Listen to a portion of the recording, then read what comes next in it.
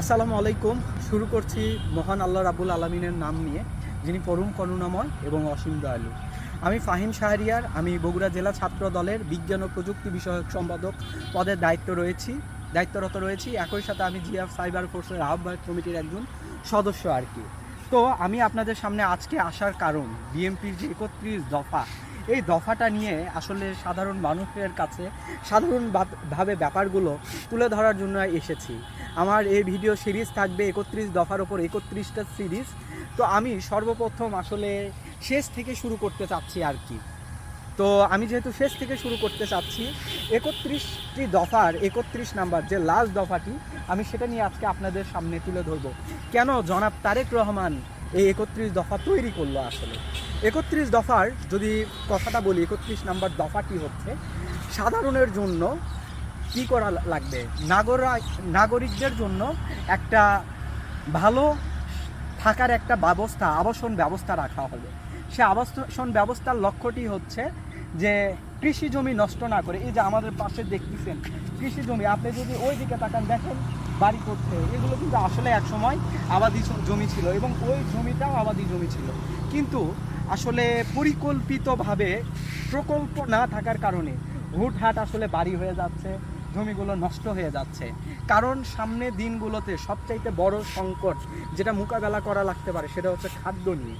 তাই আমরা এই খাদ্যতে বাংলাদেশ থেকে অন্তত আমরা স্বয়ংসম্পূর্ণ থাকতে চাই এবং এই খাদ্যে যাতে কোনো ঘাটতি না তৈরি হয়, যার কারণে নিত্য প্রয়োজনীয় জিনিসের দাম যাতে ঊর্ধ্বমুখী না হতে পারে, এটা কিন্তু এই 31 দফার একটি মেইন টার্গেট।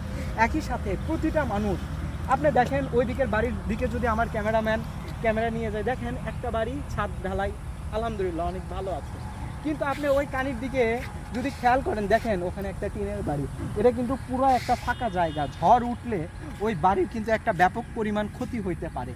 কিন্তু আমাদের যে 31 দফার 31 নাম্বার দফাটি এই জিনিসটা নিশ্চিত করতে চাচ্ছে step by step, day by day, যাতে এই যে সাধারণ মানুষকে একটা নিরাপদ সুন্দর আবাসন ব্যবস্থা দেওয়া সম্ভব হয়। অর্থাৎ আমরা যদি ইনশাআল্লাহ, জনগণ যদি আমাদেরকে চায়, তাদের সেবা করার সুযোগ আমাদেরকে দেয়, ওই বাড়িটি হয়তো এখানে থাকবে না, এটা কৃষি জমি হিসাবে থাকবে, বা হয়তো কোনো একটা অংশ কি করা হবে, আবাসন সেবার জন্যই নির্দিষ্ট করা হবে। সেক্ষেত্রে এই বাড়িগুলো, এই পাশের যদি আপনি পলের মাঝখানে যে বাড়িতে দেখছেন, এরকম হয়তো একটা প্লট ওপরে একটা ছাদ, একটা ডুপ্লেক্স মডেল হতে পারে। একটা মডেল সিস্টেমে সাধারণ গরিব মানুষ একটা সুন্দর নিরাপদ আবাসনে থাকতে পারবে, যেখানে তাকে চিন্তা করতে হবে না ঝড় উঠলে আদৌ কি আমার ঘরের চালটি ঠিক থাকবে, আমার দুধের বাচ্চাটা, যে আমার বাচ্চা ছেলে মেয়ে, তারা কি সুন্দরভাবে থাকতে পারবে। তাই আসুন আমরা বিএনপিকে ভোট দিই, আমরা বিএনপির কথা মানুষের সামনে তুলে ধরি।